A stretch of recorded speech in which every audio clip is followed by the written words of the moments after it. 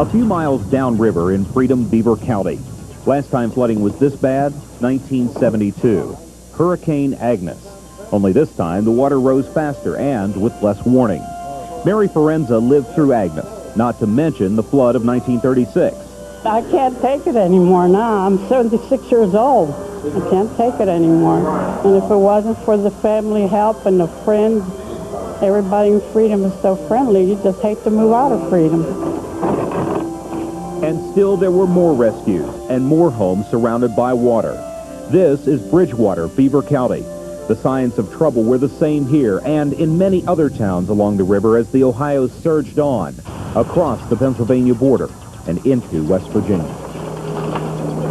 It's just been a devastation. This is the second worst flood we've had in the history of the town. In New Cumberland, West Virginia, help arrived even before the water went down, like this load of supplies from Weirton Steel. We just appreciate all the help that we're getting. Volunteers, people just calling and saying, what do I do to help? And it's a terrific effort.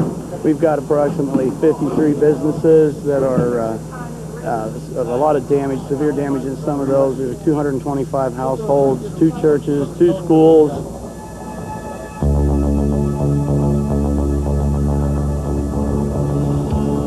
In Wellsburg, Wheeling, Moundsville, New Martinsville, and all of the communities in between, people there had a bit more warning because of what had already happened upstream in Pittsburgh. But that didn't make the losses any easier to take.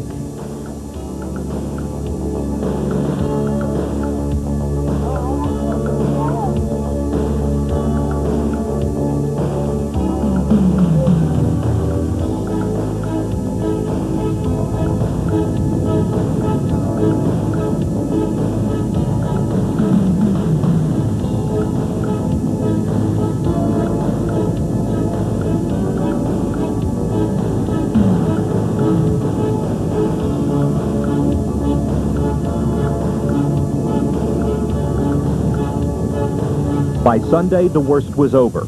The flood had moved on, down the Ohio and toward the Mississippi.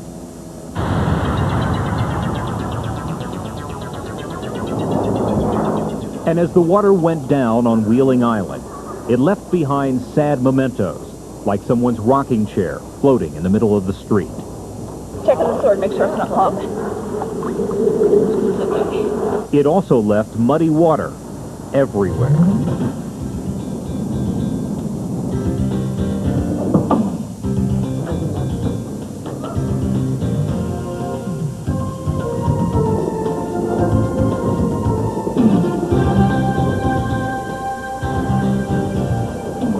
And unforgettable scenes of famous places, like Wheeling Downs racetrack still underwater, and not so famous places like Nancy Gibson's cellar, which was finally drying out.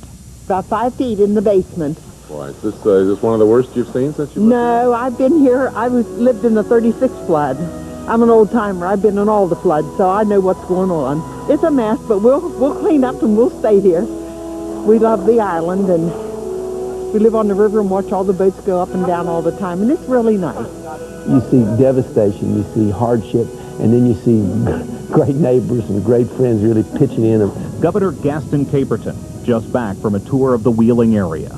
So you'll get a chance to find out what's happening up in the Weirton area, all the way up north. We'll fly over and see it. And on his way with other community leaders to see more of what the flood had done to the people of West Virginia.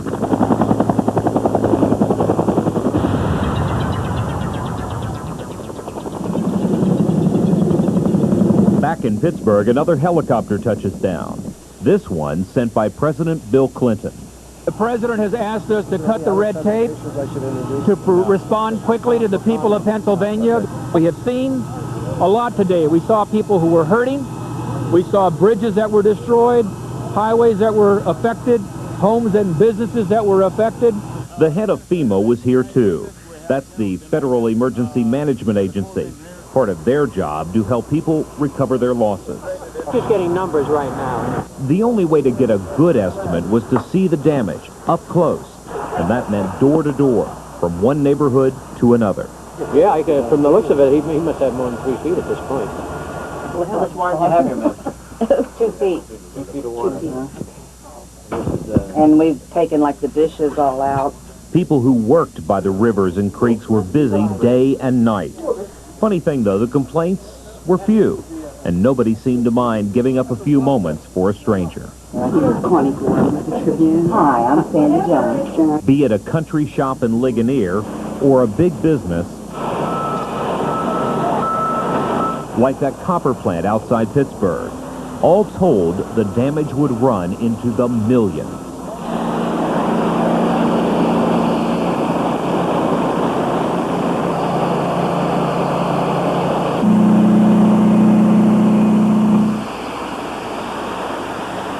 We're getting rid of the mud first, then so we can see what our damage is on the floor. And then from there, we're going to start taking the floor up and you know, little by little. We had to throw most of our equipment away. In Bridgewater, beer was flowing at Boots Texas Roadhouse, but of course no one at the restaurant was celebrating. They were trying to get back their livelihoods and remembering the last time it happened. Well, I was 10 years old when Flood Agnes came, and it's pretty much the same, he says. The same damage, the walls, the insulation in the walls are soaked, the windows are broken, the floor is buckling, so it's the same element. All kind of mess city. In spring, I'm moving it out. I've been through 3, that's enough. Remember those pictures from West Elizabeth along the Mon River? Well, when the water finally went down, it turns out people there were among those with the most damage. I cried Friday night. I stood at the railroad tracks. I mean, we just stood there and we watched the water rise. That's, you know, and you just cry. There's nothing else you can do. A few days later, all they could do was clean and wash some of their flood-soaked belongings and get rid of the rest. I got it. I wanted a drink, that's all. I started from the kitchen wall. They had to take the rug out. There's the rug. It's done for.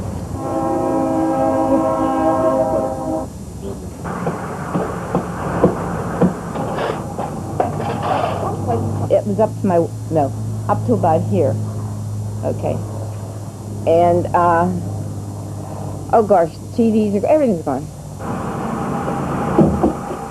Well, they're doing the best they can. I mean, I can't believe that some of the people have gone through what they've gone through. I mean, they didn't know where to turn.